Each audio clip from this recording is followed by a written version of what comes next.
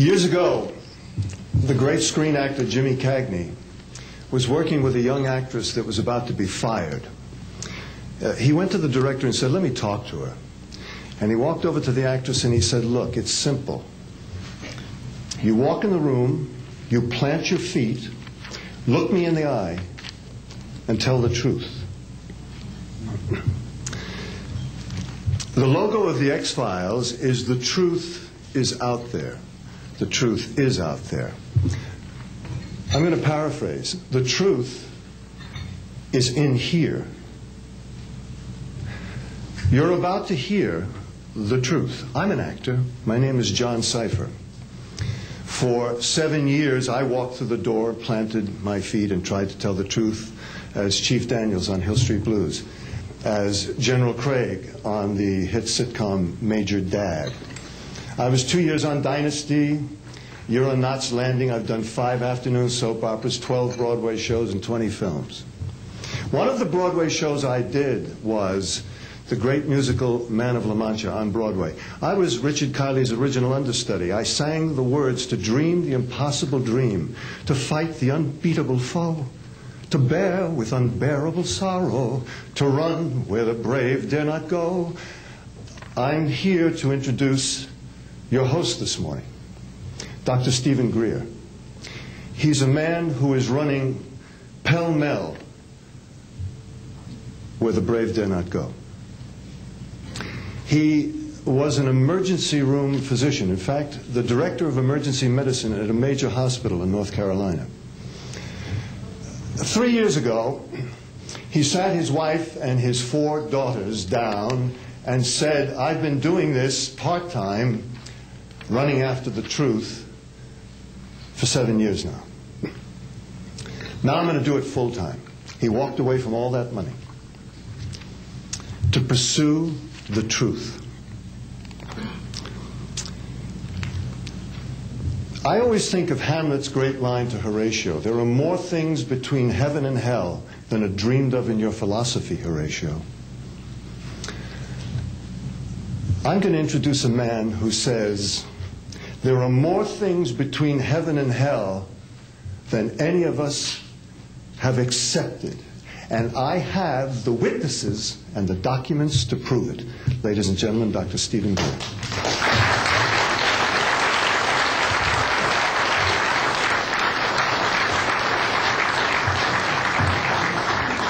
Thank you very much, John. Members of the press, the American public, and people of the world. We are here today to disclose the truth about a subject that has been ridiculed and questioned, denied for at least 50 years. The men and women who are on this stage and the some 350 additional military intelligence witnesses to the so-called UFO matter and extraterrestrial intelligence can prove and will prove that we are not alone. I would like to thank Sarah McClendon, who is with us today, the famed White House correspondent, for her sponsorship of this meeting. Thank you very much, Sarah.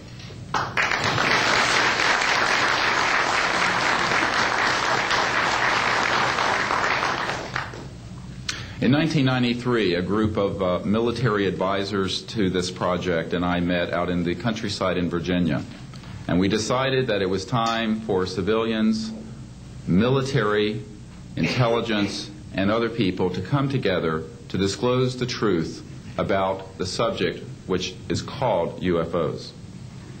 Since that time, I have personally briefed a sitting director of Central Intelligence, James Woolsey, President Clinton's first CI director. I have personally briefed the head of the Defense Intelligence Agency, the head of Intelligence Joint Staff, members of the Senate Intelligence Committee, many members of Congress, members of the European leadership, the Japanese cabinet, and others. And what I have found is that none of them are surprised that this is true, but they are uniformly horrified that they have not had access to these projects. We can establish through these witnesses whom we have identified, which now number over 400, and these are people who have been inside the CIA, NSA, NRO, Air Force, Navy, Marines, Army, all divisions of the intelligence and military community, as well as corporate witnesses, contractors to the government. And these are folks who have been involved in so-called black budget or covert unacknowledged projects. These unacknowledged special access projects are taking in at least $40 to $80 billion per year. And they are sitting on technologies that can change the world forever. The reason we are coming forward now is that we are asking for the U.S. Congress and for President Bush to move towards an official inquiry and disclosure on this subject. It has the most profound implications for the human future, for the U.S. national security, and for world peace. Specifically, technologies connected to UFO and extraterrestrial vehicles, if declassified and used for peaceful energy generation and propulsion, would solve the looming energy crisis definitively, would end global warming, would correct the environmental challenges that the Earth is facing. It is also critical that we begin to debate as a society the propriety of placing weapons in space. If indeed, as we can prove, it is true that we are not alone and that space is territory which we are sharing with other civilizations, it could be a very imprudent, destabilizing thing to place weapons in space.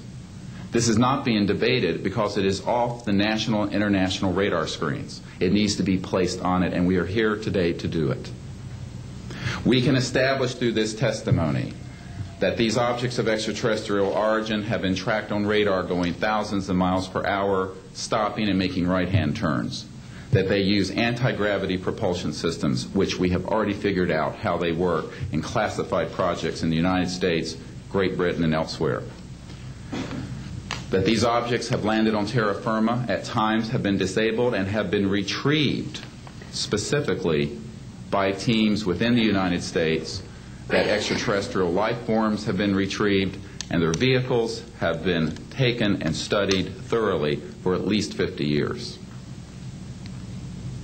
We can prove through the testimony and documents that we will be presenting that this subject has been hidden from members of Congress and at least 2 administrations that we are aware of, presidential administrations, and that the Constitution of the United States has been subverted by the growing power of these classified projects, and that this is a danger to the national security. There is no evidence, I wish to emphasize, that these life forms from elsewhere are hostile towards us. But there is a great deal of evidence that they are concerned with our hostility. There are times when they have neutralized or rendered inert the launch capabilities of intercontinental ballistic missiles. Witnesses here today will describe those events to you. They have shown clearly that they do not want us to weaponize space, and yet we are proceeding down that dangerous path. And it will be established that these projects, because they have not been supervised properly by the Congress, by the U.S. President, by the international community, have become a threat to the national security. And for this reason, we feel we must disclose the facts. This is the beginning of the campaign for disclosure. And in a memo that I wrote to President Bush last week, I've stated that this campaign will persist until our goals are met, and they are as follows: that we have open, honest hearings on the subject in the U.S. Congress, that there be a permanent ban on the weaponization of space or the targeting of any objects of extraterrestrial origin, that there be a full and complete study of classified technologies connected to this subject to see how they could be properly declassified and applied for peaceful energy generation so that the world may get off of fossil fuels in enough time to prevent greater ecosystem damage or war over the looming energy crisis, which is sure to sweep the Earth in the coming decade. This is a matter of the most pressing import. It has been ridiculed, yes.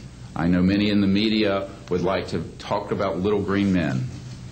But in reality, the subject is laughed at because it is so serious. I have had grown men weep who are in the Pentagon, who are members of Congress, and who have said to me, what are we going to do? Here's what we will do. We will see that this matter is properly disclosed, and these courageous witnesses, the first 21 of over 100 that we have already interviewed on videotape, have stepped forward to speak the truth. Now, I expect people to be skeptical, but not irrationally so, because these men and women have come forward and they have their credentials, they can establish who they are, and they have been first-hand witnesses to some of the most important events in the history of the human race. As was pointed out to me by some of the men here, they were charged with handling the nuclear weapons of the United States. Their word was trusted on everything of great importance for the national security. We must trust their word now. As Monsignor Balducci said at the Vatican, in an interview I had with him recently, it is irrational not to accept the testimony of these witnesses. So please be skeptical, but that is not the same as prejudiced and closed-minded. This is a matter of great importance, and I ask the media, the scientific community, and the political community to look seriously at this matter and to do the right thing for humanity and for our children. We have available for the media and for members of Congress a nearly 500-page briefing document with transcripts from dozens of these top-secret witnesses. We have a 4-hour videotape summary. It's not a commercial product, I'll warn you, from this project of the 120 hours that we have in interviews so far. They've been boiled down to 4 hours, and it's available for the Congress to review and for the major media to review. We can establish that this subject is real and has tremendous significance for the human future. I ask on all of you who are listening to contact the members of Congress that represent you and the leaders around the world and other countries and ask them to hold an honest inquiry into this subject to support a ban on weaponizing space, since we are sharing space with other life forms, and that we move quickly as a people to understanding that this is the end of the childhood of the human race. It is time for us to become mature adults in the cosmic civilizations out there.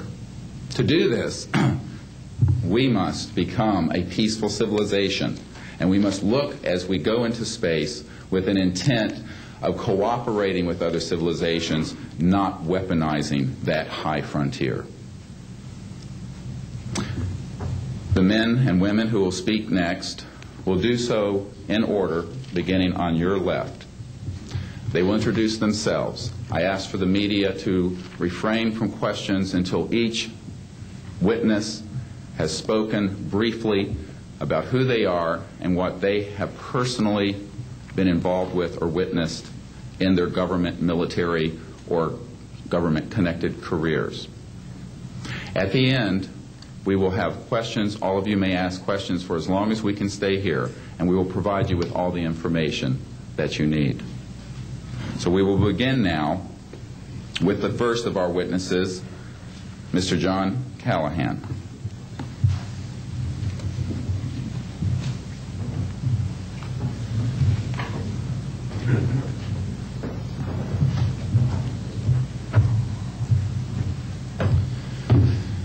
My name is John Callahan. I'm a retired FAA employee. I was the division manager for the Accidents, Evaluation, and Investigation Division in D.C. About 2 years before I retired, I received a call from Alaska region where the region wanted to know what to tell the media. When I questioned, tell the media what, he says about the UFO and It went downhill from there. What UFO? It turned out I told him what any government employee would do at that time was to tell him it's under investigation. And then I had him send all that data to the FAA's tech center in Atlantic City. The next day, my immediate boss, service director, Harvey Safir, and I went to Atlantic City. I had just purchased a new video camera, and I videoed the event. And in Atlantic City, we had them play back on a scope, you would call it a scope, a plan view display, PVD, exactly what the pilot seen or what the controller seen, and we tied that in with the voice tape so we could hear exactly what the controller said and what he heard, and we taped it. We came back the next day, briefed the administrator, Admiral Ingen, on what happened. He wanted a 5-minute briefing. After we started the briefing, he wanted to know if he could see the video. We put the video on. He watched the video, the whole video. The next day, he set up a meeting for me to give a dog and pony show to President Reagan's scientific staff and whoever they brought over, and to hand off all that data to them.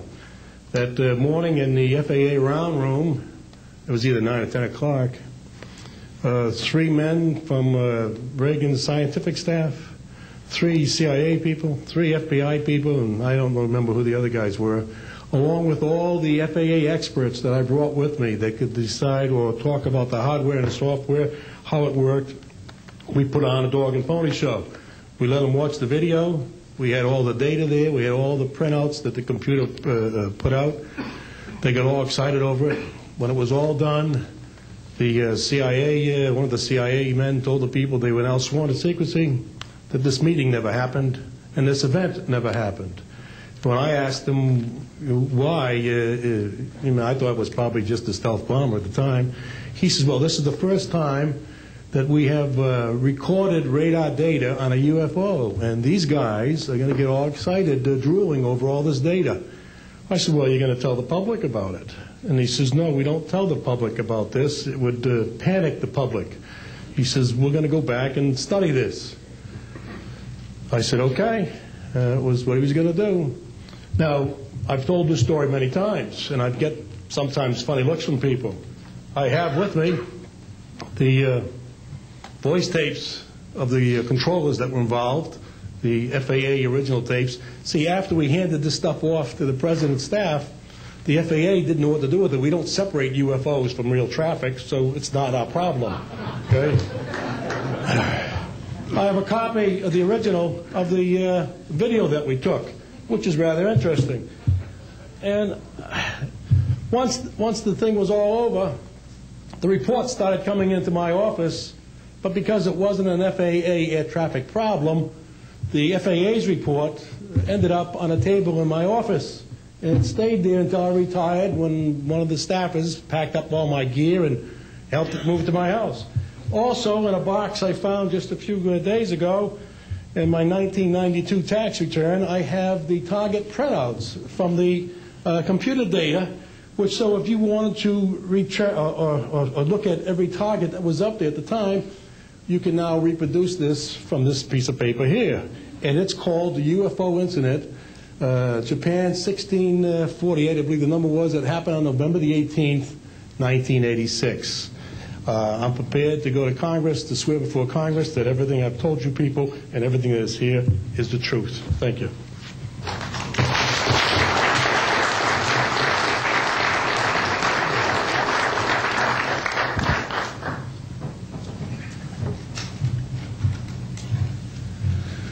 Good morning. I hope you'll pardon me. I'm a little bit nervous. My name is Charles L. Brown. I'm a Lieutenant Colonel, U.S. Air Force, retired, subsequently 7 years with the Foreign Service. I like the name Charlie Brown. A gentleman by the name of Charles Schultz, of great talent, sort of elevated the name, if you will. During World War II, I was a young farm boy from West Virginia. I got the patriotic bug, joined the United States Army, ended up flying bombers in Europe, and ended the war transport in the Pacific. Finished college in the summer, late summer of '49, recalled to active duty in the newly formed United States Air Force. I was assigned to an organization called Office of Special Investigations. The Air Force, as most of you know, was formed in 1947. OSI, as a central investigative agency for the Air Force, was formed, I think, in 1948. So everything was relatively new. Needless to say, starting in 47, UFOs were rather new. The Air Force Intelligence, or Air Technical Intelligence Center was at Wright-Patterson Air Force Base, and I had my office in a building adjacent to it. And our organization was the worldwide investigative agency for the Air Force for any unidentified flying objects. This lasted for about 2 years. The project name was known as Project Grudge. It was a predecessor to a project known as Blue Book, which Ed Ruppelt headed. During my experience with it, I would collect the data from, I didn't collect it, it was sent into my office. I analyzed it. As a pilot investigator, I was able to offer some bits of advice to the Air Technical Intelligence people. Now, you might visualize a massive office, but as I recall, we had a first lieutenant, a secretary, and a technical sergeant. That was the essence of Project Blue Book when it started, or Project Grudge. Blue Book, and expanded somewhat. During the review as an analyst of these various documentary reports, if you will, or documents, I became clearly convinced that there was substance to what was being reported, in that we had ground visual, ground radar, airborne visual, and airborne radar confirmation of some of these sightings. The individuals who made the sightings were everything from airline pilots, military pilots, police officers, some of the people that your lives depend upon on a daily basis. These are very reputable and credible people. I hope that the testimony here from very credible people will convince you of that and will further Steve Greer's disclosure project, in that pressure needs to be brought to bring this to the attention not only of the Americans, but of people all over the planet. These vehicles have been seen and confirmed all over the planet. I am willing to sign a sworn statement or testify to my judgment and to what I have observed. Such things do exist. Please believe me. Please believe those who follow me. Thank you.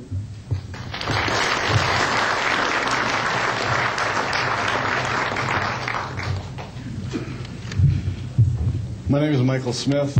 I was in the Air Force, a sergeant, from 1967 to 1973. I was aircraft control and morning operator. While I was assigned to Klamath Falls, Oregon, in early 1970, I arrived at the radar site, and they were watching a UFO on a radar that was hovering at about 80,000 feet.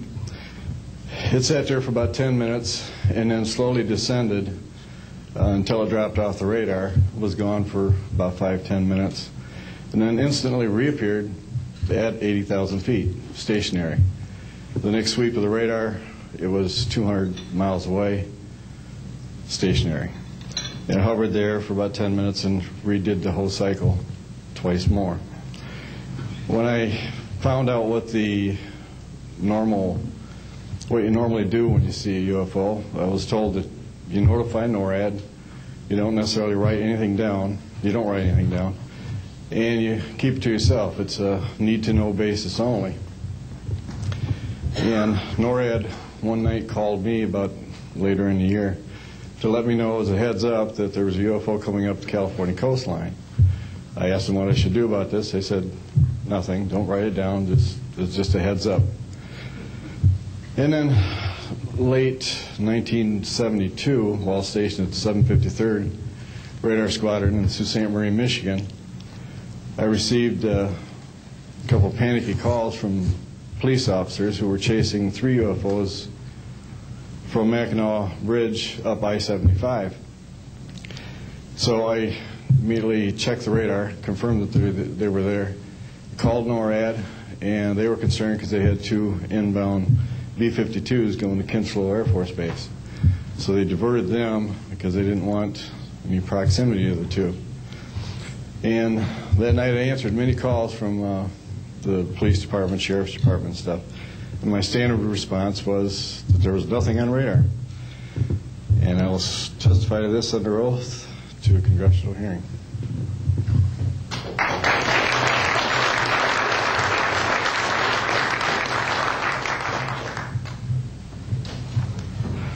Good morning. My name is Enrique Colbeck. I am a traffic controller. I'm sorry for my English. I'm so scared. I'm not accustomed to talk in front of a lot of people. I'm here because I'm being a witness in an involuntary way on my work. I work in Mexico City as radar controller and the International Airport of Mexico. And I'm going to give an example about this science that we have in Mexico for several years, and this issue happens a lot of times in my country, unfortunately. For example, in March 4, 1992, we detected 15 objects west side of the Toluca airport, that is very close of our international airport at 50 miles more or less. Then July 28 of 1994, we have an, almost a collision or something that we can name in that way with an international flight, domestic flight of Aeromexico 129, commanded by the pilot Raimundo Cervantes Ruano, that has a trash or something about in his main landing gear in the right leg. That's occurred at night at 10:30 more or less. Then in the next week, the same year, in the same moment, the Aeromexico Flight 904 has another almost collision that was reported for the pilot Corso, the Capitan Corso, at 11:30 in the morning, and we detect that object on the radar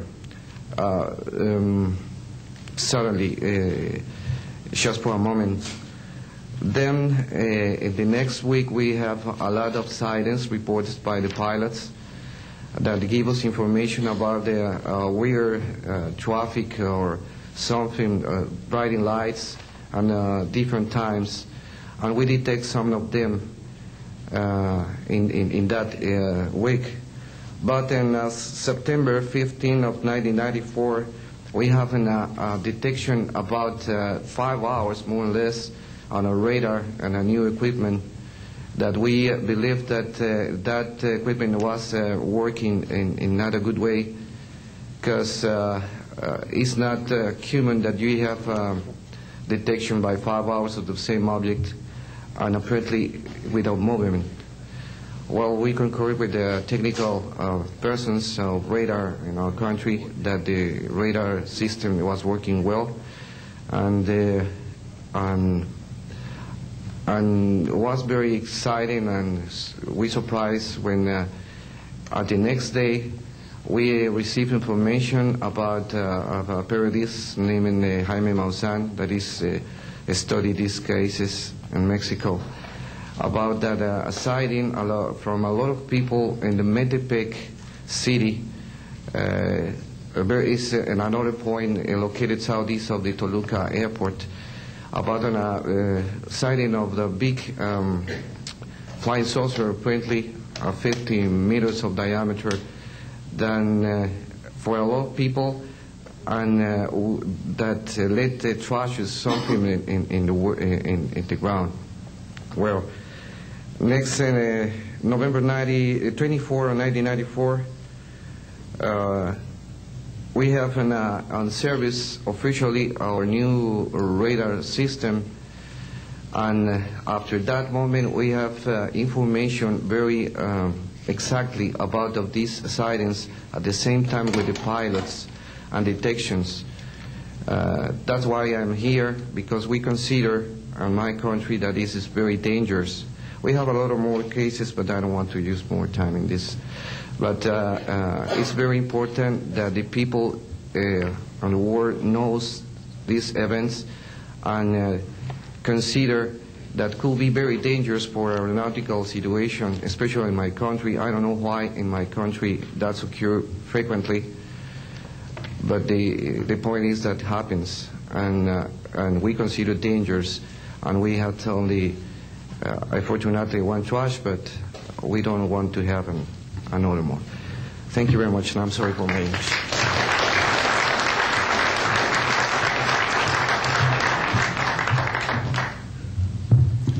My name is Graham Bethune. I'm a retired Navy commander, pilot, had a top secret clearance. 50 years ago, February the 10th, 1951, I was flying from Keflavik, Iceland to Argentia, Newfoundland. It was at night, it was dark. About 300 miles outside of Argentia, I saw a glow on the water, like approaching the city at night. As we approached this glow, it turned to a monstrous circle of white lights on the water. We watched this for a while. The lights went out. There was nothing on the water. Next thing we saw was a yellow halo, small, much smaller than whatever it was launched from, and that was 15 miles away, up to our altitude. Because of the trajectory, I disengaged the autopilot, shoved the nose over to try to go under this thing. At that time, I heard a noise underneath. I thought maybe it hit us. It was actually some of the crew members ducking, and they collided, and a couple of them were injured. Then it appeared over to the right and moved out slowly and flew with us. It was still not at our altitude, but we could see the shape of it. It had a dome. We could see the coronal discharge. I went back aft to let the other pilot, Al Jones, take my seat to see what the passenger's reaction was.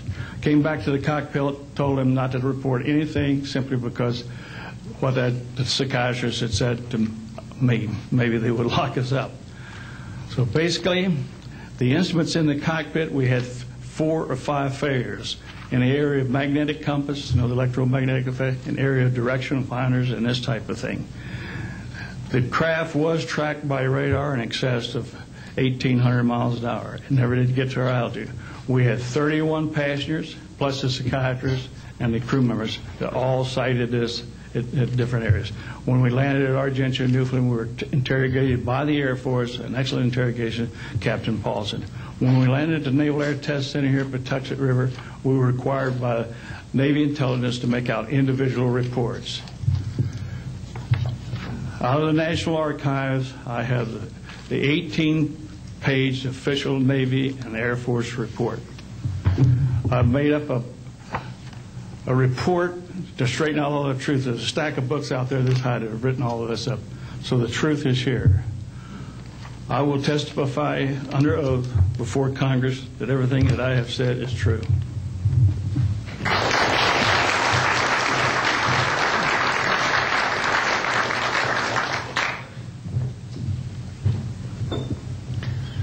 My name is Dan Willis. I was in the United States Navy. I held a top secret crypto level 14 extra sensitive material handling security clearance. I worked in the code room at the Naval Communications Station in San Francisco. In 1969, I received a priority message from a ship near Alaska that was classified as secret. The ship reported merging out of the ocean near port bow, a brightly glowing reddish-orange elliptical object, approximately 70 feet in diameter, emerged out of the water, shot into space, traveling at about 7,000 miles per hour. This was tracked on ship's radar and substantiated. Years later, I worked at the Naval Electronic Engineering Center in San Diego for 13 years. The co-worker who I worked with worked at the NORAD facility. When he first started working at the facility, he noticed objects going on the screens that track everything out in space and in the air, objects going off the scale, doing right-angle turns. When he inquired, his older supervisor advised him that, quote, it was just a visit from one of our little friends. I thought this was a little unusual. These statements are true and willing to testify under oath before Congress. Thank you.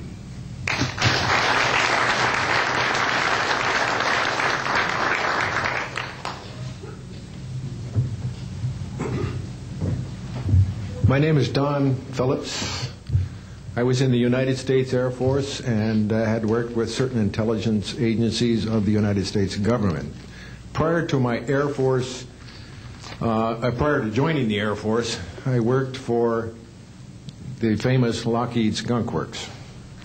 And I was working for them when I was attending college, and I worked for them in the capacity as a design engineer. It was one of my proudest moments of my life to work with a man by the name of Kelly Johnson. A lot of you might be familiar with that. It turns out that the models of aircraft that we were building, as you know, were all classified, were in the deep black, and that I came in on the end of the U-2 project. My main project was known later as the SR-71. The SR-71 had a predecessor. It had a special model built for the CIA, and that those models were one passenger, one pilot special aircraft in order to get from one place to another very, very quickly. Now these SR-71s, as we know them, the Blackbird, are the type of aircraft that are still classified in a sense as far as the altitude that it flies at and also the speed records that it holds. I'm very proud to say that this aircraft played a big part in helping to end the Cold War. The aircraft, the predecessor aircraft, there's strong evidence to suggest that perhaps these aircraft had a different role once in the air. Each pilot, and I know a few of them, each pilot had an assignment before they took off, okay? They learned about the assignment immediately prior to takeoff, and there's strong evidence to suggest that there was a dual role in that they were monitoring some type of traffic to and from planet Earth. This can be verified at a later point. I'll jump into my military experience. My first field assignment for the United States Air Force was at Las Vegas Air Force Station. And that was my first experience with Las Vegas, and I couldn't understand why people were being so excited about going to a place such as this, but I soon found out about a year later. Nellis Air Force Base is located there. Nellis is a major training center for different types of special aircraft and fighter aircraft, one of the premier training sites for pilots all around the world. However, when I learned that my assignment was at a radar site 50 miles out of town, up near Mount Charleston, I had no idea where I'd be, so finally in the daylight I was able to find the location and reported in 1965 for duty. In 1966, early in the morning, about 1 to 2 a.m., I was staying there on base, and our barracks were at about 8,000 feet. I heard a lot of commotion. You know, at that altitude, sound carries tremendously. And I thought, well, it's early in the morning, it's summertime, and there is it's very warm, and maybe I should get up and take a look. I didn't really want to, but I got up and took a look, walked up to the main road up near my office, which was the commander's office. I was on the commander's staff, Lieutenant Colonel Charles Evans. And I was saying, who's making all this noise? Who's making all this noise at this time of the morning? So when I got within about 50 yards of the 4 or 5 people that were standing there, one being the chief of security, they were looking up in the air, and I said, gee, their heads are all looking at the same direction. Well, I looked up to the west, northwest, and to my amazement, there were lights flashing around the sky, moving at anywhere from what seemed like 2,400 to about 3,800 miles per hour. Now, the fact that we're taking an estimate from a distance, we figured, well, this is quite something. However, we continued to watch these darting lights go across the sky and stop, absolutely stop, come to a dead stop, and reverse in an acute angle their direction, and then proceed on in sort of, they were traveling so fast that you could almost see a pattern left by, if you are computer people, when you move a mouse real quick across the screen, you see a little bit of a tail. Well, that's exactly the way these 6 or 7 craft worked. After 5 minutes of watching these things, they all seemed to group up to the west-northwest. Okay? They started to come in on a circle. But what I would like to point out is that where they were putting on their display in the north-northwest sky, just directly east of that is what is known as Area 51. Area 51 is a AEC name, okay? Atomic Energy Commission. That was the old name for Atomic Energy Commission. We knew it as the Groom Lake Flight Test Facility in the Air Force. And it was where we tested our aircraft after we got the prototype made from the Skunk Works. So here are these, let's get back to the circle in the sky. What they did was coalesce and started rotating in a circle, and then they disappeared. Well, I thought, gee, this is something that we have to keep quiet, and that was verified by the Chief of Security. But we waited there and talked it over for a little bit, and it seemed like, I think it was an hour. Then came the radar people from the scopes, which were at 10,000 plus feet, came down for their dinner at 2 o'clock in the morning, and the first person off the bus was a good friend of mine, Anthony Kesar. He said, he was white as a sheet, and he says, did you see that? Yeah, we all said, yeah, it was a nice display. What a show. He says, we documented them on radar. And he says, we didn't give them clearance. We just, the standing order was let them fly through the radar beam. He says, we documented 6 to 7 UFOs. Now, we don't know who was guiding those, but they were certainly intelligent, and we don't know where they landed because they coalesced and disappeared. So I will say at this point, to keep it short, that I will testify under oath as to what I say is true, and I will do so before Congress. Thank you.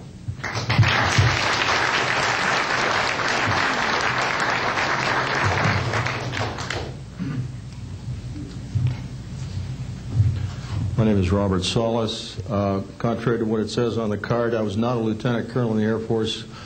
I was in the Air Force active duty after I graduated from the Air Force Academy in 1964 until 1971 and separated as a captain. In March of 1967, I was stationed at Malmstrom Air Force Base, Montana, as a missile launch officer, Minuteman missiles.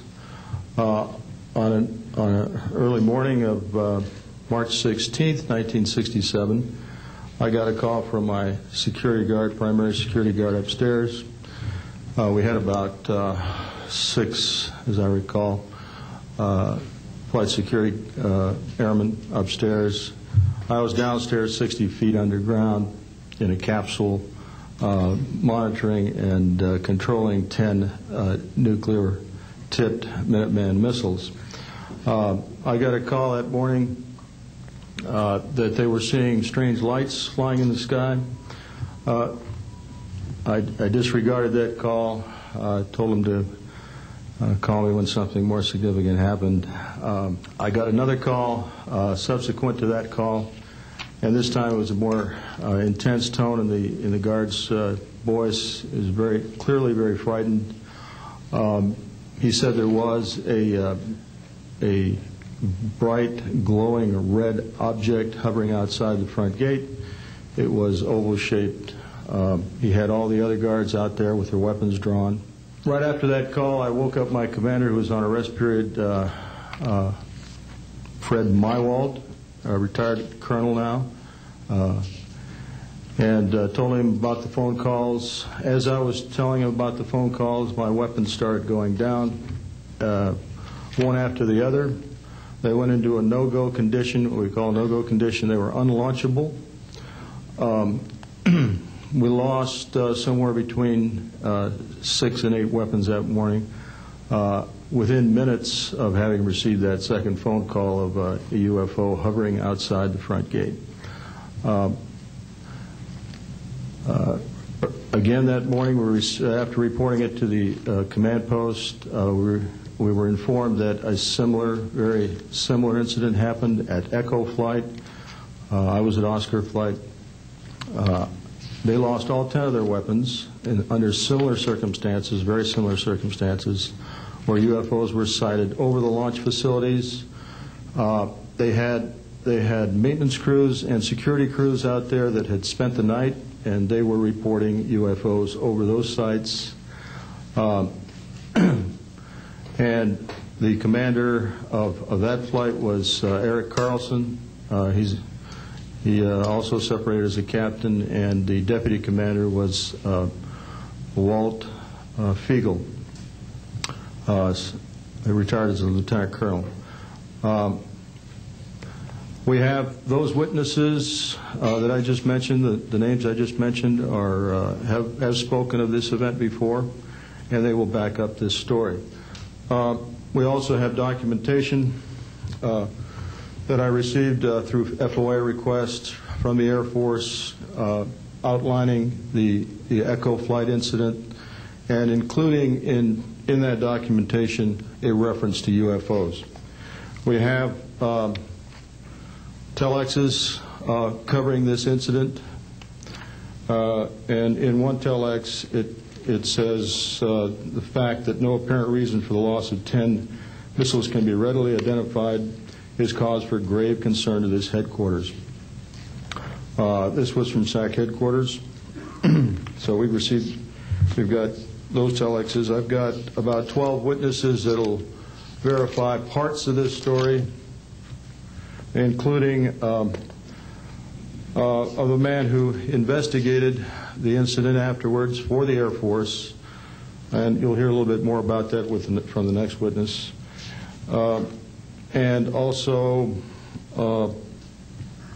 another guard that witnessed a UFO in that same time period, and another officer who retired a full colonel who had other reports of UFOs.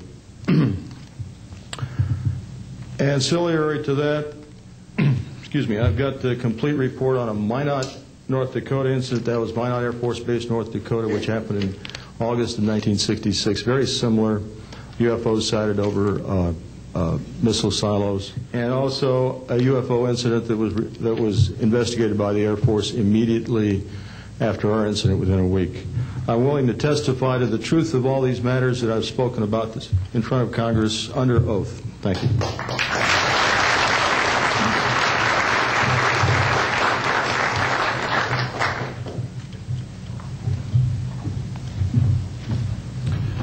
Good morning. My name is Dwayne Arneson. I served 26 years as a communication electronics officer in the U.S. Air Force, all over the world, including Vietnam. I was lucky to be selected to be commander of 3 different units in the Air Force. I held a top secret SCI TK clearance, and for those who know, it is slightly above top secret.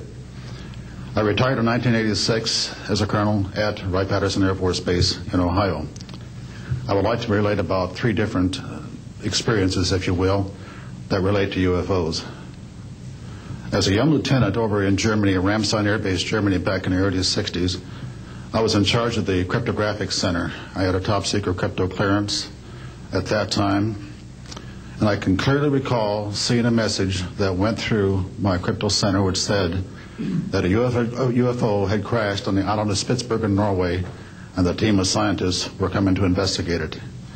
Going forward to the 1967 time frame, I was assigned to the 28th Air Division at Great Falls, Montana, and I was the officer in charge of the communications center there. Also, I was a top secret control officer for the division. I had a crypto account. I was an account custodian, and I also passed out nuclear launch authenticators. During that time, I can recall seeing a message come through that communications center which said, basically what Bob just got through talking about, is that a UFO was seen near the missile silos and the missiles were deactivated. Coincidentally, The person that Boeing sent to investigate the particular missile conditions, if you will, what made them shut down, was my first manager at Boeing, Mr. Bob Kaminsky, who has since passed away.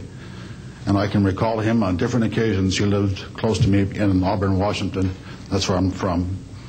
And he said, Arnie, he says, those missiles were perfectly clean. That was the result. So then one last incident concerned when I was as a commander of the unit in Great Falls, or in Caswell Air Force Station, Maine. I had contacts with the security police at Loring Air Force Base, and they told about UFOs that were seen near the nuclear weapon storage areas on Loring Air Force Base. And I'd be glad to testify to Congress that this is absolutely the truth. Thank you.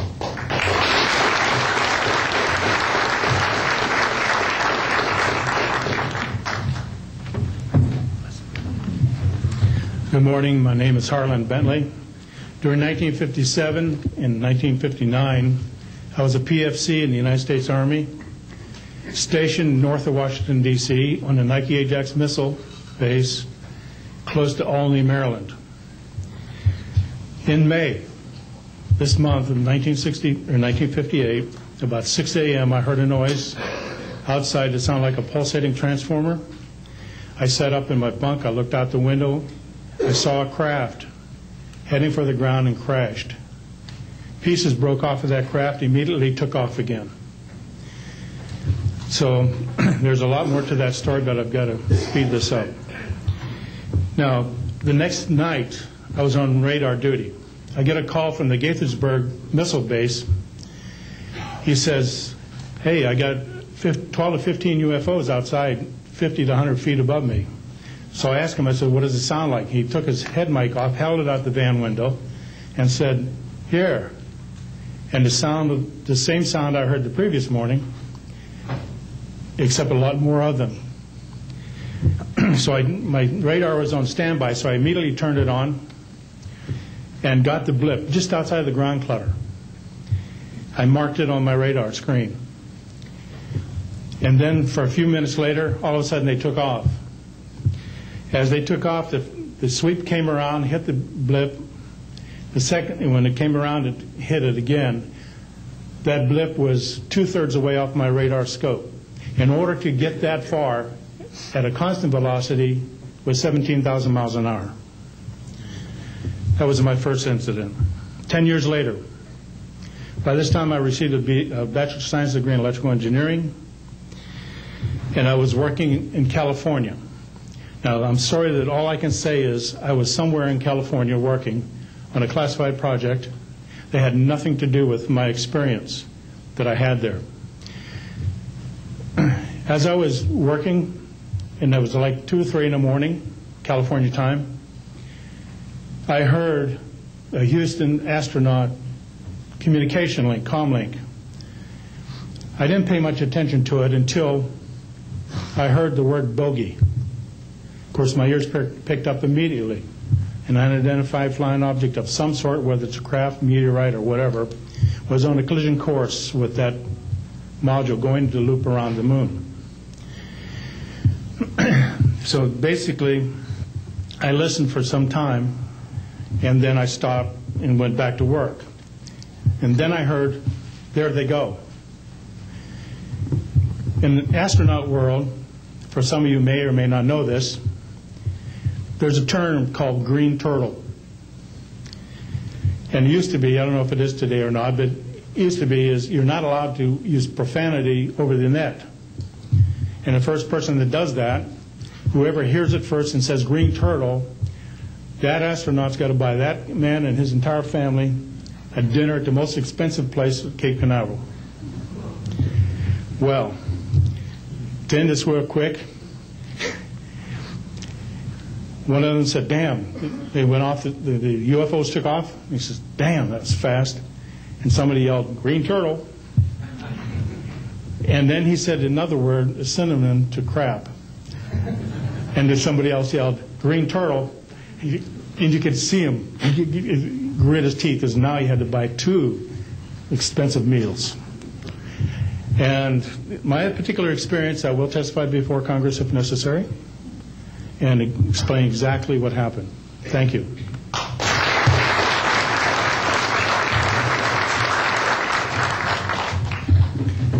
My name is John Maynard. I'm a retired Army. I retired as a Sergeant First Class. For my entire year, 21 years of service, I held a top secret clearance. Compartmentalized at times to as high as TK, Omni, Crypto, and others. I had access to very, very sensitive documents. My testimony is basically two-pronged. One, I retired from DIA in 1980. And when as an administrator you take over an office, you take over everything and you sign for everything. And I signed for well over 2,000 documents. In order to sign and inventory those things, you have to read them. Not word for word, but basically I went through every document to make sure that it was complete. It was there as they told me, that when I turned my charge over to the next person, those same documents were there.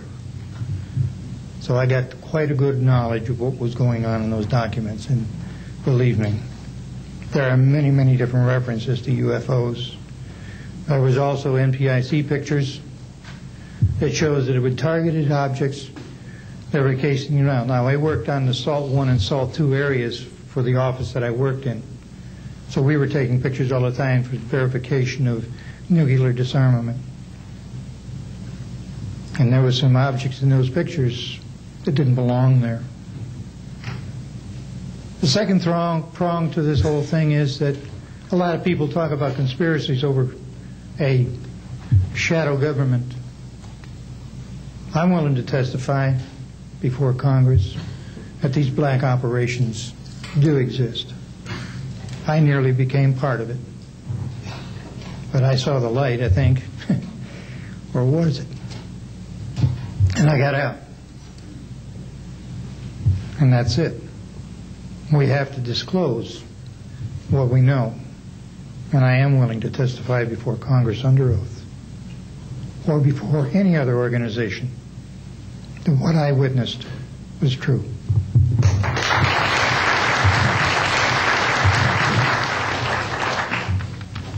Good morning. My name is Carl Wolf, and I was a precision electronics photographic repairman with a top secret crypto clearance in the United States Air Force. I was stationed at Langley Air Force Base in Virginia.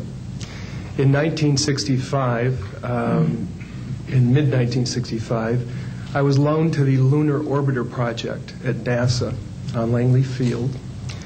Dr. Colley was in charge of that project.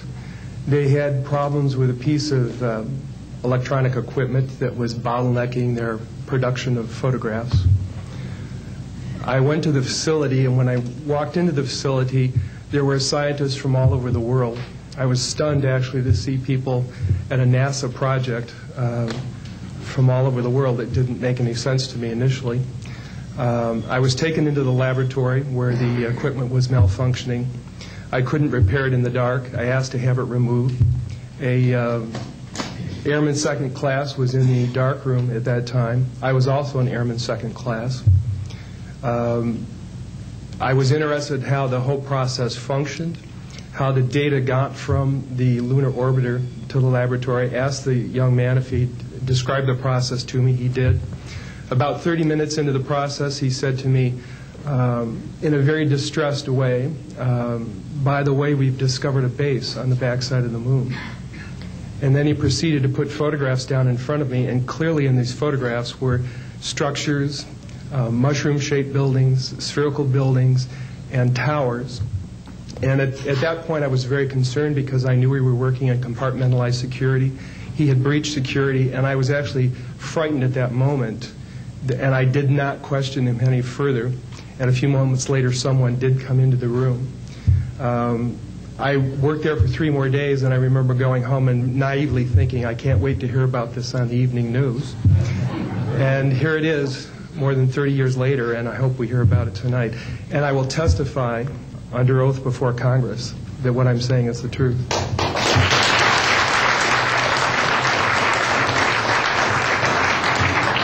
Thank you, Carl. Good morning, everyone. My name is Donna Hare, and I worked at Philco Ford Aerospace from 1967 to 1981. During that time, I was a design illustrator, draftsman. I did the launch slides and landing slides, and also projection plotting boards, lunar maps for NASA.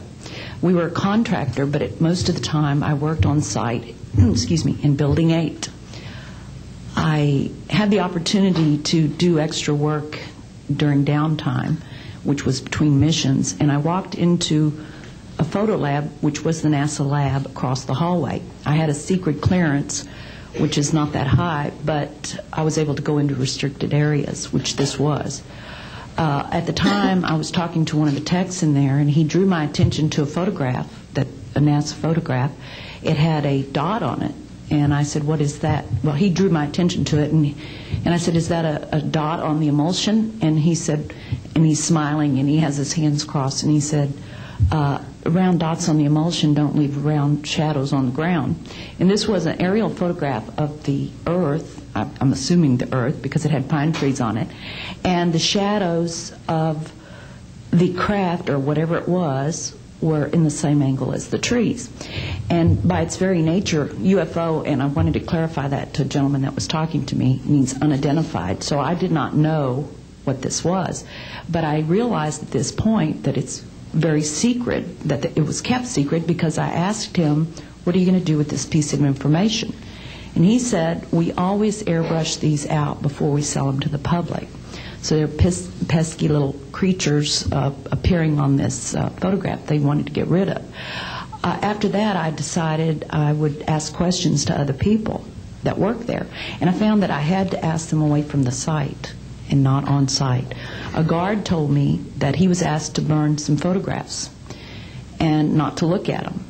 And there was another guard guarding him, who was in green fatigues, watching him burn the photographs. And he said he was too tempted. He looked at one, and it was a picture of a UFO, and he was very descriptive. I can go into that later with anyone.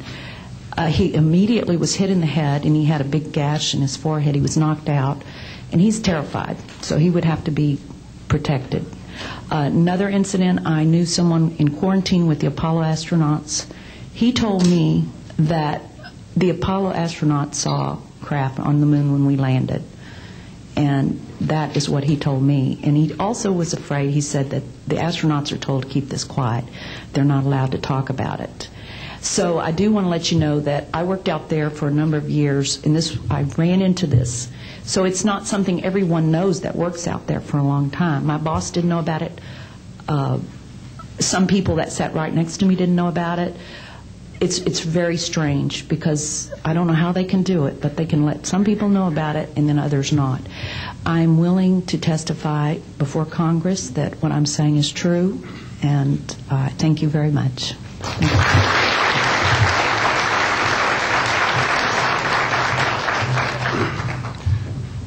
Good morning, ladies and gentlemen, and members of the press. My name is Larry Warren.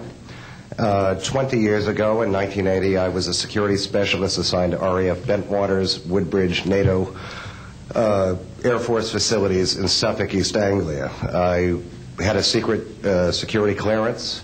I guarded our backline nuclear weapons that were stored there at the time, without the knowledge of the people of Great Britain. I went through a portion of a 3-night UFO event where objects made incursions over our WSA, fired pencil-thin beams of light into them, and adversely affected the ordnance, possibly. These objects were on the ground on 2 different nights. Potentially there was another life form seen.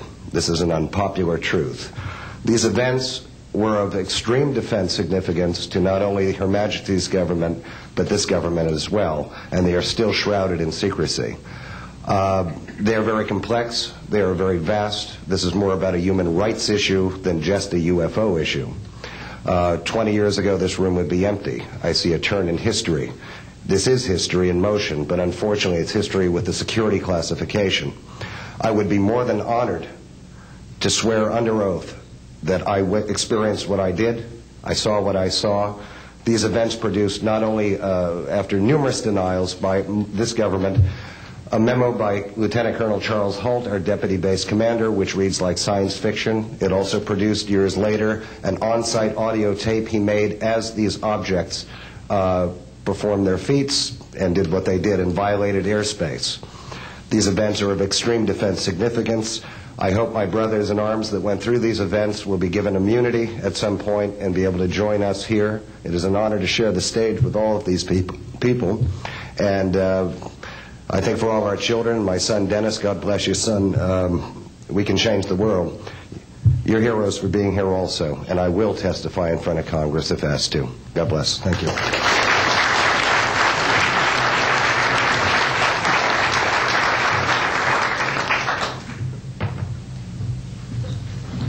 Hi, my name is George Filer III.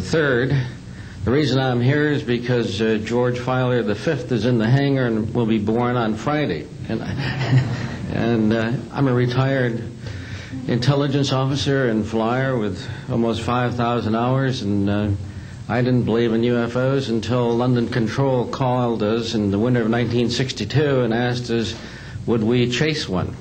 And we said, sure. So we let down from 30,000 feet to 1,000 feet where the UFO was hovering, and we went into a steep dive and actually exceeded the red line of the aircraft. So it's kind of dangerous chasing UFOs. In any case, I was able to get the UFO on the aircraft radar at about 40 miles, and we could see a light out in the distance, and as we closed, we kept on picking up this radar return. The point I'm mentioning that the radar return was very distinct and solid, indicating it was some kind of a metallic object. We got about a mile from the UFO, and it kind of lit up in the sky and went off into space, very similar to what the shuttle looks like when it takes off. Later on, I was working in intelligence. In Vietnam, I briefed General Brown about UFOs. When I was in 21st Air Force, in McGuire Air Force Base, I briefed General Glau about a UFO over Tehran, Iran, in 1976. That two F-4s from the Iranian Air Force had taken off and tried to intercept the UFO. And when they turned on their fire control systems, they immediately went on. All the electrical systems went out. The planes had to return to base. This was particularly significant because it was also picked up on satellites.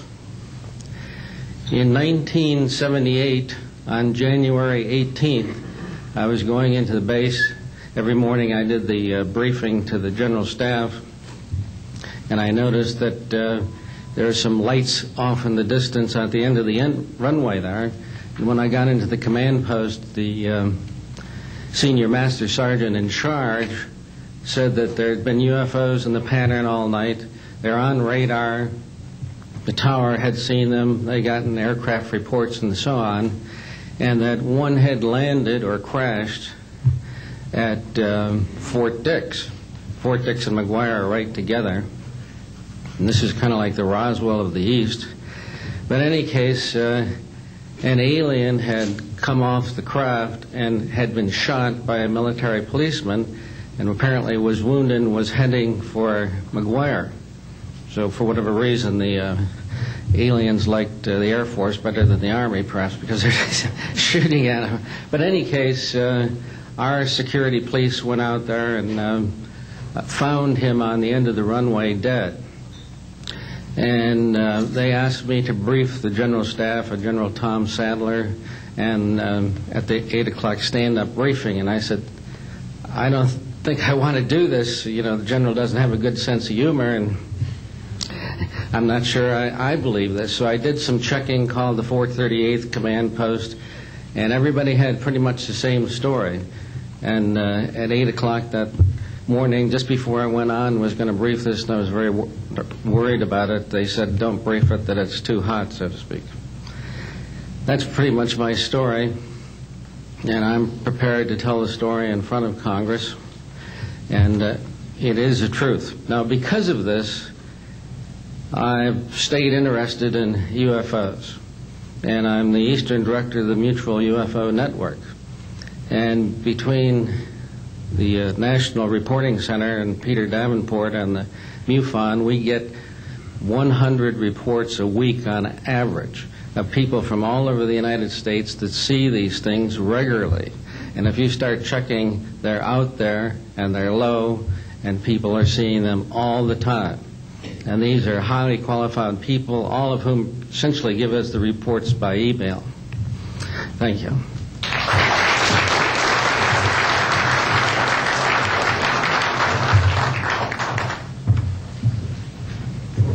Morning, ladies and gentlemen. My name's Clifford Stone. I was a Sergeant First Class, United States Army. I had a secret clearance with nuclear surety. I could get the clearance that I needed to do whatever it was that was necessary for me to do at the time on special operations when I was called in on those. What I'm referring to here is that I was involved in situations where we actually did recoveries of crashed saucers, for lack of a better term, debris thereof. There were bodies that were involved with some of these crashes, also some were alive. While we were doing all this, we were telling the American public there was nothing to it. We were telling the world there was nothing to it. I'd like to go into detail on some of the cases, about the nuts and bolts cases right here, but I will be available if you have any questions concerning my involvement in this.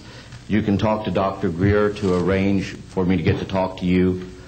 But the whole situation is, we've set back, we've told the American people that there's no such thing as UFOs. I've been involved where we have recovered these objects. We know them to be of extraterrestrials. In 1969, I had an event that happened to me while I was stationed at Fort Lee, Virginia. We went to Indiantown Gap, Pennsylvania. That would be my first exposure to any time that we would be recovering an unidentified flying object. When we went there, we already had people that was already in the facility. We were a backup team, which was supposed to be NBC, because there was supposed to be some nuclear materials that was on board this craft. Later on, most people involved would have been were to be told that there was nothing on board it. It was nothing more than just a crash of one of our aircraft. I know better, because I was one of the people that approached it with a Geiger counter to get surface readings. I was the first person to go ahead and see that there were bodies on it. That would be the first of approximately 12 events. UFO crashes are not events that take place every day. They're rare. I know we're not alone in the universe. I know that the absence of evidence is not evidence of absence. It's evidence that has been denied to the American people.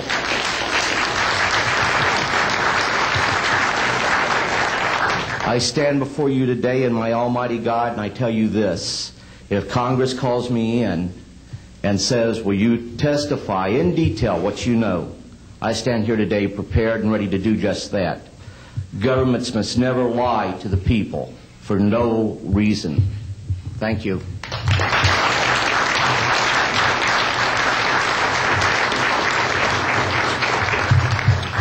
Good morning.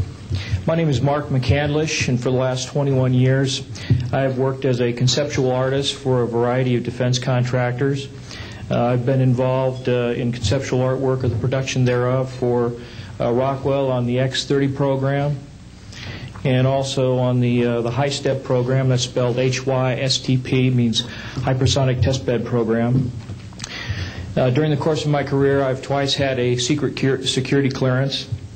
In 1967, while my father was stationed at Westover Air Force Base, the headquarters for 8th Air Force Strategic Air Command, I witnessed and watched through a telescope a UFO which hovered over a nuclear weapons storage facility for approximately 10 minutes and then departed with an acceleration approaching a bullet leaving a rifle barrel. In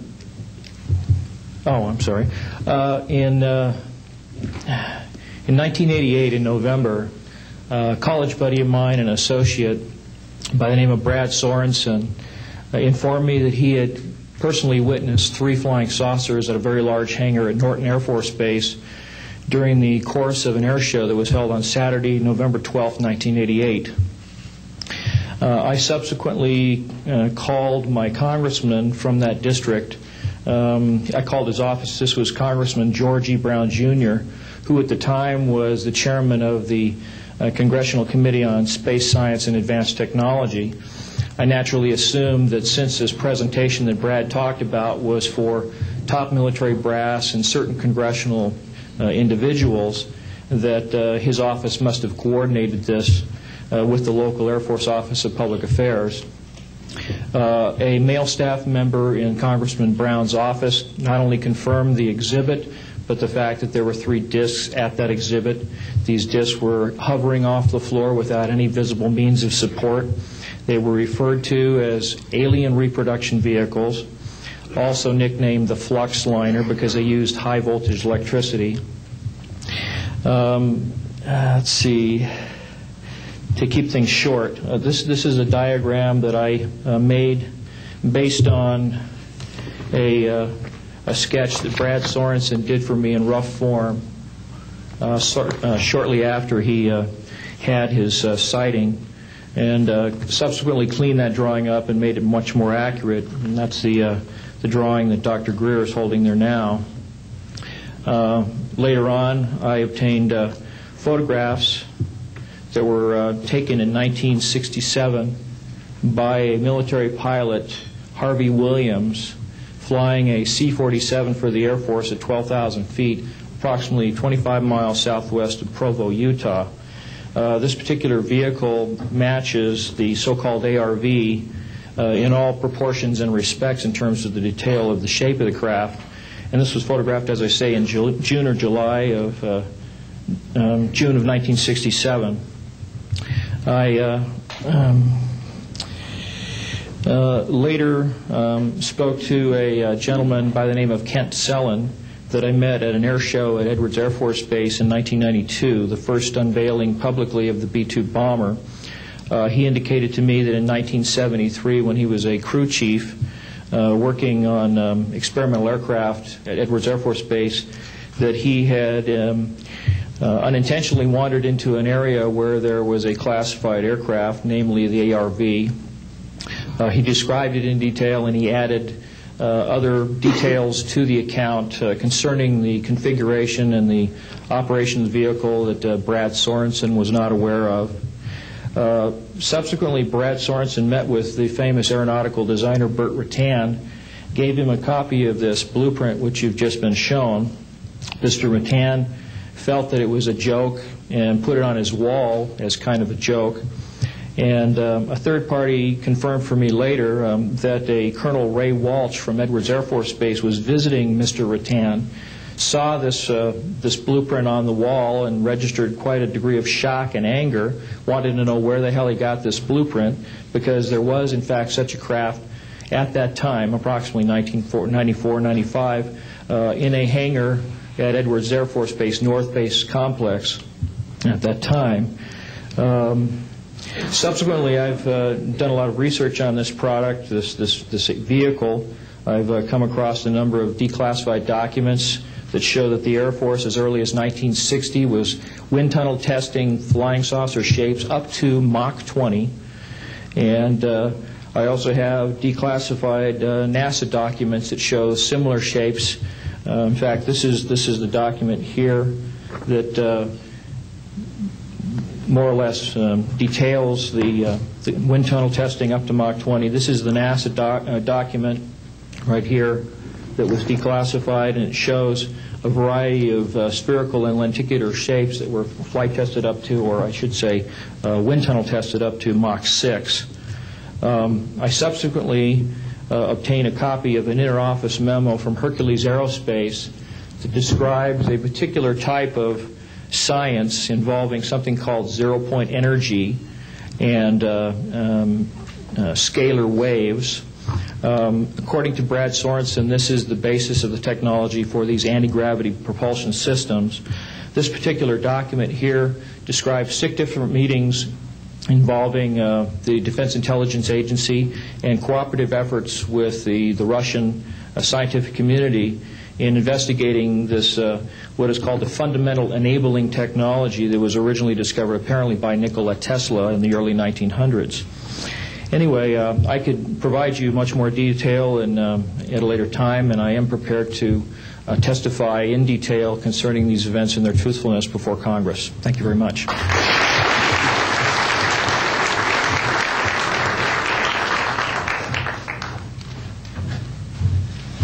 Good morning. My name is Daniel Sheehan. I'm an attorney and serving as general counsel to the Disclosure Project. I'm a 1967 graduate of Harvard College in American Government Studies and Constitutional Law, and a graduate of Harvard Law School. And I served as general counsel and one of the co-counsel for the New York Times in the Pentagon Papers case, and was involved in briefing and arguing the case in front of the United States Supreme Court, giving permission to the New York Times to publish the classified documents, the 47 volumes of the Pentagon Papers. Subsequent to that time, I served as special counsel to the office of F. Lee Bailey as one of the trial counsels when we represented James McCord in the Watergate burglary, and got Mr. McCord to write the letter to Judge Sirica to reveal the Watergate burglars' relationship to the plumbers unit in the White House at that time. Subsequent to my service in that case, I went back to Harvard to the Divinity School to study Judeo-Christian social ethics and public policy. Did my master's work and PhD work there, and became general counsel for the United States Jesuit headquarters in Washington, D.C., assigned to the National Social Ministries Office and their public policy office. It was there in 1977 that I was contacted by Ms. Marcia Smith, who was the director of the Science and Technology Division of the Congressional Research Service. She asked to meet with me, and I met with her, and she informed me that President Carter, upon taking office in January of 1977, held a meeting with then the Director of Central Intelligence, who was George Bush Sr., and demanded that the Director of Central Intelligence turn over to the President the classified information about unidentified flying objects and the information that was in the possession of the United States intelligence community concerning the existence of extraterrestrial intelligence. This information was refused to the President of the United States by the Director of Central Intelligence, George Bush Sr.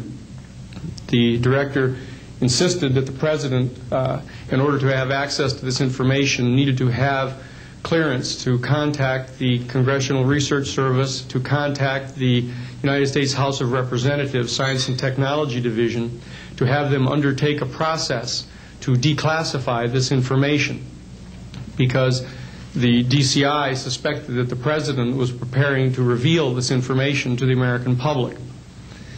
The Congressional Research Service Science and Technology Division, under the directorship of Marcia Smith, was contacted by the House Science and Technology Committee and instructed to undertake a major investigation of the existence of extraterrestrial intelligence and the relationship of the UFO phenomenon to this.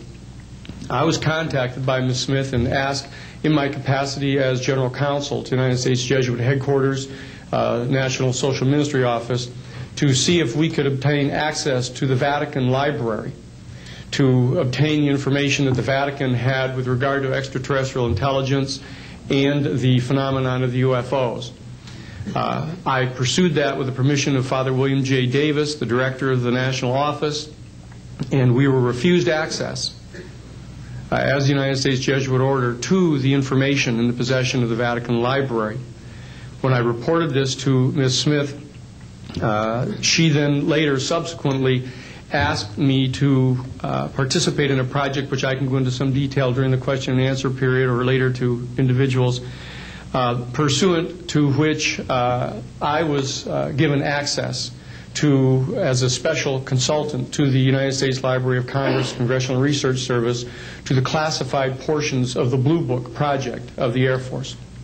At that point, it was in 1977, approximately May of 1977, I went to the Madison building of the United States Library of Congress. There was no one in the building at that time. It was brand new. I was directed to a basement office where there were two guards at the door and a third sitting at the table who took my identification, verified that I'd been designated as a special consultant to the Congressional Research Service of the United States Library of Congress, and was admitted to the room. I thereupon found photographs some dozen photographs of what is unquestionably an unidentified flying object on the ground that had crashed and plowed a furrow in a field of snow, and it was embedded in an embankment. There were United States Air Force personnel surrounding this craft, taking photographs of the craft. And one of the photographs, I could see that there were some symbols on the side of the craft. And so I proceeded through the photographs and found a close-up photograph of these symbols. I'd been instructed that I was to take no notes and had to leave my briefcase and all my identification outside of this room, but I had brought with me a yellow pad. And so what I did is I opened up the yellow pad and refocused the overhead camera onto the same size as the cardboard backing of the yellow pad, and I physically traced the copies of the symbols on the side of this craft, closed the yellow pad back, put the microfiche back into the canister, reclosed the box that I had, and I said, it is time for me to leave. And I took this and proceeded to leave the office, at which point the security guards stopped me, and one of them said, "What is that you have there, Mr. Sheehan?" At which point I handed the yellow pad to him, and he flipped through all the yellow pages and never found the copy that I had. And so I took that with me and brought it to the United States Jesuit headquarters, had a meeting with the staff, with Father William J. Davis, reported this to them, was authorized at that time by the United States Jesuit headquarters to make a report to the National Council of Churches and to request that the entire 54 major religious denominations of our country undertake a major study of extraterrestrial intelligence, which they declined to do. I was subsequently asked to deliver a 3-hour closed-door seminar to the top 50 scientists of the Jet Propulsion Laboratory of SETI, the Search for Extraterrestrial Intelligence, which I did do in 1977. I'm more than happy to testify under oath to these details to the United States Congress, and would be happy to meet with any members of the press at that time. You may recall I also served as chief counsel to the Karen Silkwood case, in which we obtained the rulings in the Karen Silkwood case. I also served as chief counsel in the Iran-Contra case. It was the first one to testify before the United States Congress to the existence of the off-the-shelf enterprise of Richard Secord and Albert Hakim. I'll be more than happy to share the details of what I believe to be the relationship between this off-the-shelf enterprise and the secret government, which is concealing this information from the American public. And I am happy and proud to serve as general counsel to the Disclosure Project. Thank you very much.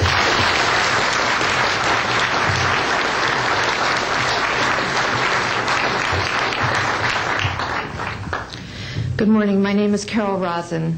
In 1974, after being a 6th grade school teacher, I was introduced to the late Dr. Wernher von Braun in the U.S., the father of rocketry. In my first meeting with him, during that first 3.5 hours, he said to me, "Carol, you will stop the weaponization of space." And I said, teachers don't stop until June. He said, "No, you have to understand, this is February, and we have to prevent the weaponization of space because there is a lie being told to everyone that the weaponization of space is now first being based upon the evil empire, the Russians. There are many enemies," he said, "against whom we're going to build this space-based weapon system. The first of whom was the Russians, which was existing at that time. Then there would be terrorists. Then there would be third world countries. Now we call them rogue nations or nations of concern. Then there would be asteroids." And then he would repeat to me over and over, and the last card, the last card, the last card would be the extraterrestrial threat. Well, at the time, I kind of laughed when he said asteroids, and when he said extraterrestrials, I knew I wasn't going to deal with that subject. And now we hear on the news just today, this week, that they've slid in another enemy. Only this time we're going to protect our satellites. In other words, we have to have some reason to spend these trillions, to waste these dollars on a space-based weapon system, and they're all lies. This is a system, he told me, that would never protect anyone. Even back then, he talked about suitcase bombs. He talked about chemical, viral, bacterial, biological warfare, that these space-based weapons would never protect us against. And then he told me that, in fact, if you travel around the world, which I did after he died in 1977, I met with people in over 100 countries who were friends. They didn't want to build space-based weapons. I became a space and missile defense consultant, and I worked with people around the world. I became an advisor to the People's Republic of China. They don't want to build a space-based weapon system, and he told me back then that they didn't. He said, go to Russia. They're considered to be the enemy. I got on a plane by myself. When I got to Russia, I had a list of people that I had read out of the newspaper. Chernenko was in office then. He was the only one I didn't get a chance to meet. They introduced me to everyone when I got there. And when I got back, I said, oh my Lord, this man is telling the truth. There is no threat. And I've been waiting until this day for 27 years, and I'm expecting the spin to happen, because he also explained to me that as a military strategist, as a person who worked on the MX missile, which I did later, he said, you will find that there is going to be a spin to find some enemy against whom we have to build space-based weapons. And now we should expect the spin, because he said part of the formula for the intelligence community is if they might have a weapon, then we have to consider that they do have these weapons. So now they do have these weapons, so now we have to build these weapon systems. And that's the formula, except that it's all based on a lie. And we have witnesses here today that have shown you that these extraterrestrial beings, that these craft that have come here are now not UFOs, they're identified flying objects, and we know that they have beings in them. And we have witnesses here who have told you that they can shut down our missile silos, they can stop a rocket going into space that's a test. We have witnesses here who have worked in the classified departments, who have the courage to come forward here to support what Wernher von Braun told me back in 1974 to 77.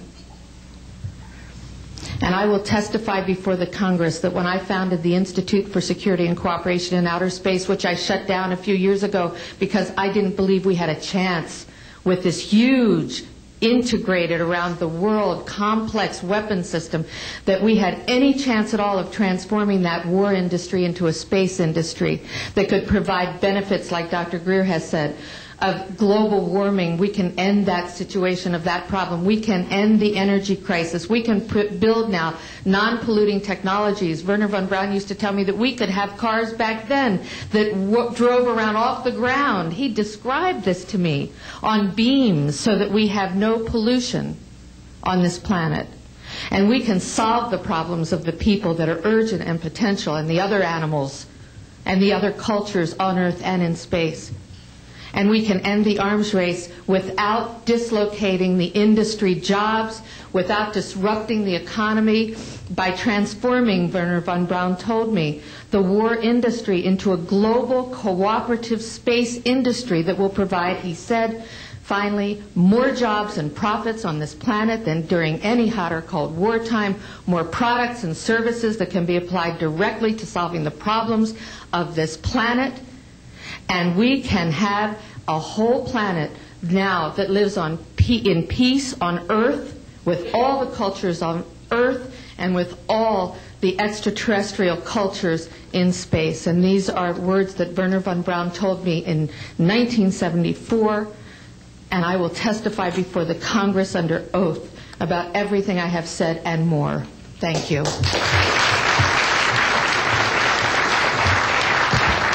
Thank you very much.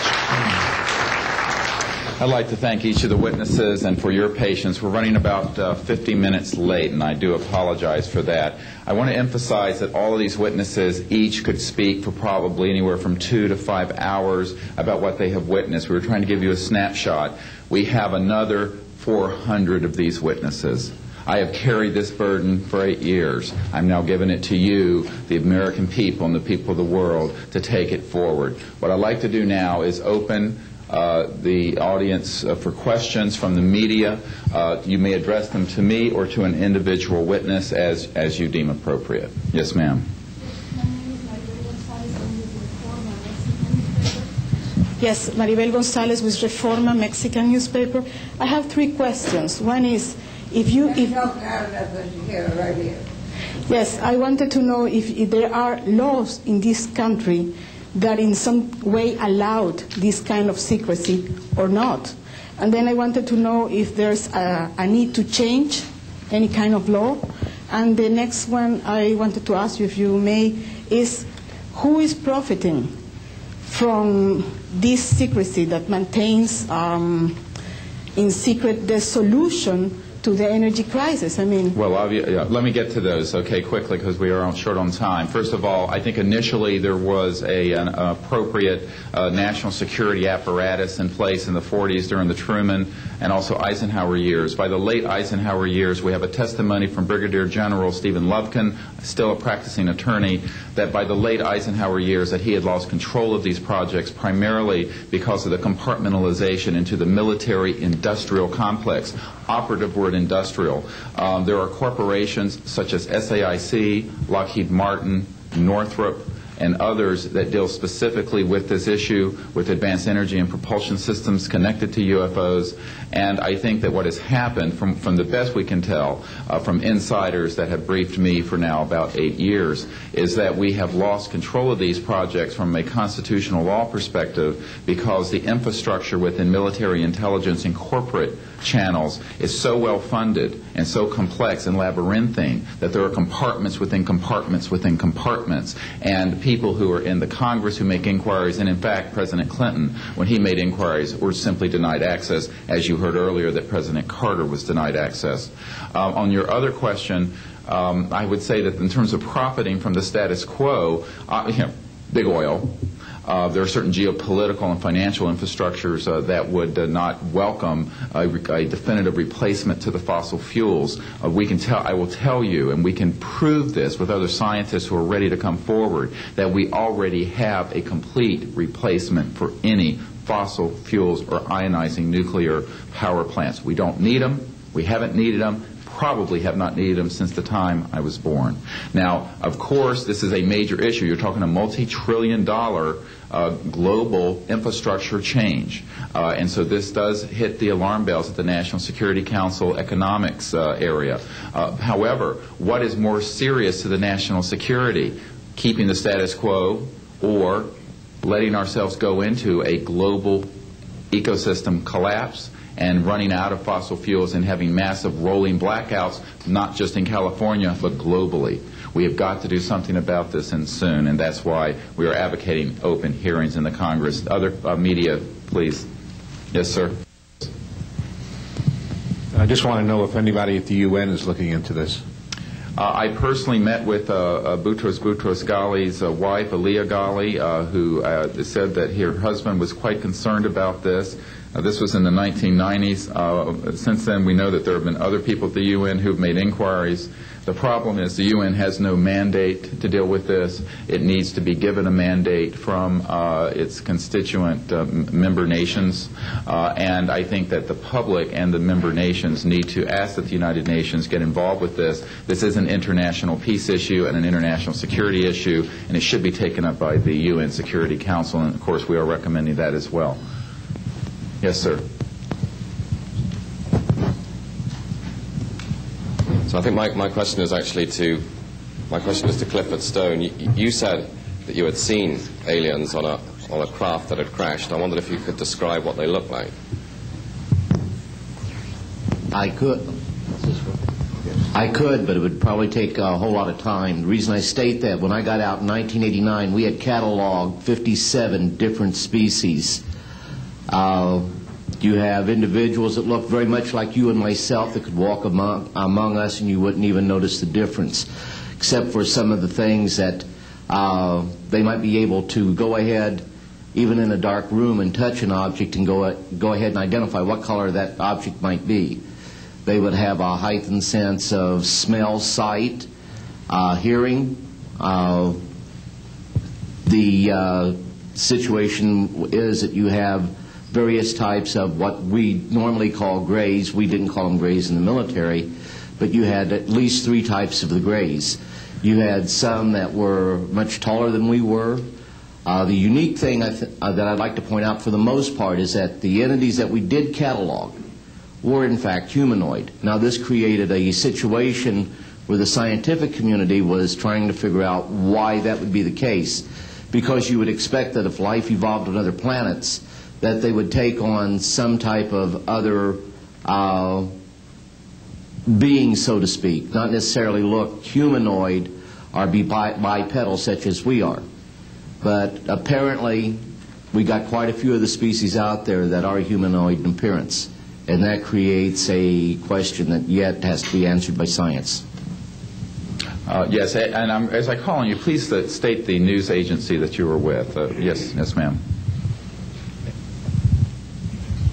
Deanne Divis with United Press International. Could you please address the vehicle that there was a drawing displayed of? Why would this vehicle be on display at an air show? What is the power source that you are asserting is going to be so very useful? And how can you determine that this vehicle is not something that is being developed, by a government agency? In fact, I think that was the testimony. This is an alien reproduction vehicle, and just to be clear, this means that it is based on advanced anti-gravity and zero-point energy propulsion systems. Those are the propulsion systems. They are being manufactured by a consortium of companies that include Lockheed Martin, Northrop, SAIC, and other corporations. They do have superluminal capacity, in other words, faster than the speed of light capacity. I think Mr. McCandlish and other witnesses that he's identified could go into more of the technical physics of it. I'm just a country doctor from Virginia, I tell people. I mean, really. And but this is actually what is the reason it's called alien reproduction vehicle, is that it's based on the study of extraterrestrial vehicles, but it is manufactured by human military intelligence, aerospace contracting arrangements. And this is very important. It means that we, Homo sapiens, have the ability to access this so-called zero-point field of energy, which is the ambient field of energy from which all matter and energy is fluxing, and can access that energy and generate all the power we need to run this planet without fossil fuels or pollution. Do you have any direct evidence, though, that this, I mean, we're talking about the same government that so appropriately named a snooper program Carnivore. So just because it's named the alien reproduction vehicle, considering the history and the questions that have been existing for such a long time about flying saucers, I mean, do you know, is there any direct reason to believe that this is actually derived from technology? Any of the witnesses who can attest to that? And how would this, a propulsion system, a rocket engine doesn't necessarily translate into electricity. Can you elaborate on that? Well, the first part of your question, I would say that the testimony of witnesses we have, some of whom are here, others that are not here, but they're in the briefing materials, is that they have studied, we have studied specifically extraterrestrial vehicles which have been retrieved. The breakthroughs in that research have led to applications that have led to the building of this and similar anti-gravity devices. And that, in fact, this can be proven in open testimony before Congress, and that is exactly what we are calling for. We have the witnesses to establish this, and they also have the documents and the specific details of the propulsion systems. But this is not a jet internal combustion system at all. It is actually kicked in by a type of electric power source, and it then accesses this ambient zero-point energy field that is responsible for all matter and energy existing, and by special configurations and what have you, it causes a cancellation of mass inertia and an anti-gravity effect. And this is a complex technical discussion which is probably beyond the scope of this conference, but we have materials in the briefing document that we can provide you with references to people who have studied the anti-gravity effect as far back as certainly the 1950s. We have one witness who said that his family was connected to the RAND Corporation, and that by the mid-1950s that more money had been spent on anti-gravity propulsion systems than the totality of the Manhattan Project. So yes, we can establish those elements. Other questions? Thank you. My name is Murray Felsher. I publish a newsletter downstairs here called the Washington Remote Sensing Letter that deals with reconnaissance and surveillance of the Earth from space. My question is this. Since 1972, with the launch of Landsat 1, and now with the launch of commercial space imagery, there are some archived, I would say, upwards of 35 million photographs of the Earth from space. And not one of them has shown a flying saucer. Are you suggesting that these have been airbrushed out? We're suggesting that there is a system before the public gets hold of anything that's off of a government-connected satellite. There is a compartmented operation that does indeed sanitize them from this type of evidence. And I think the testimony of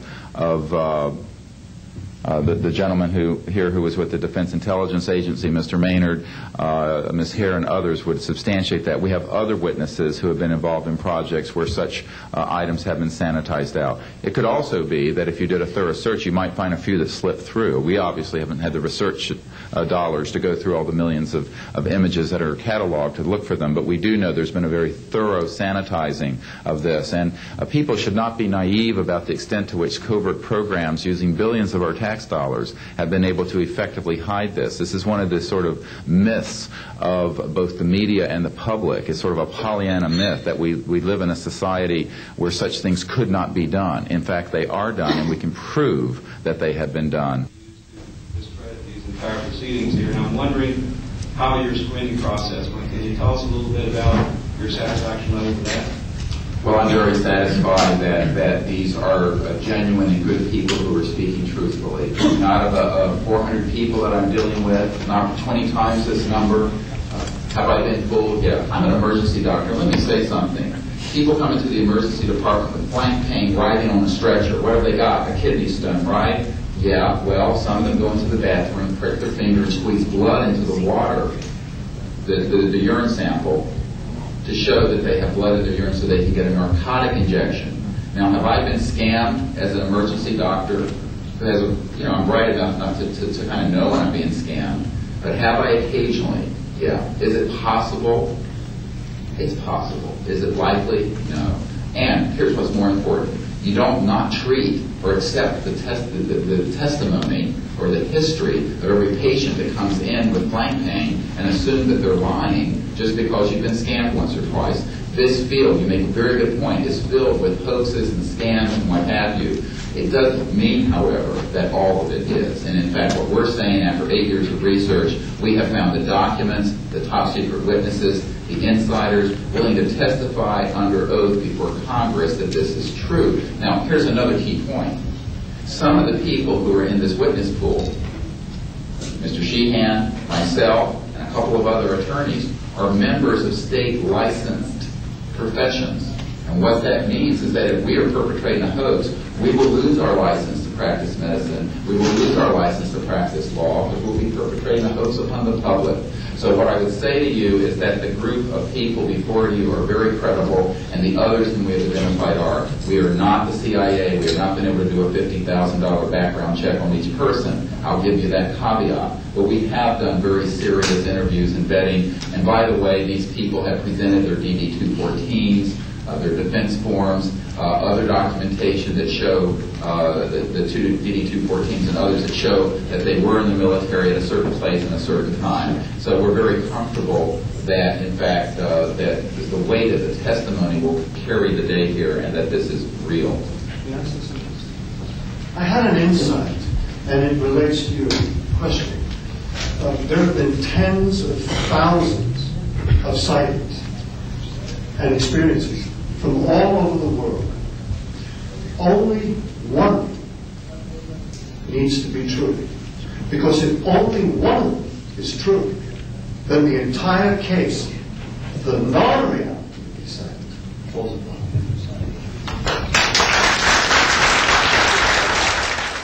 Such evidence out of the public domain, yes.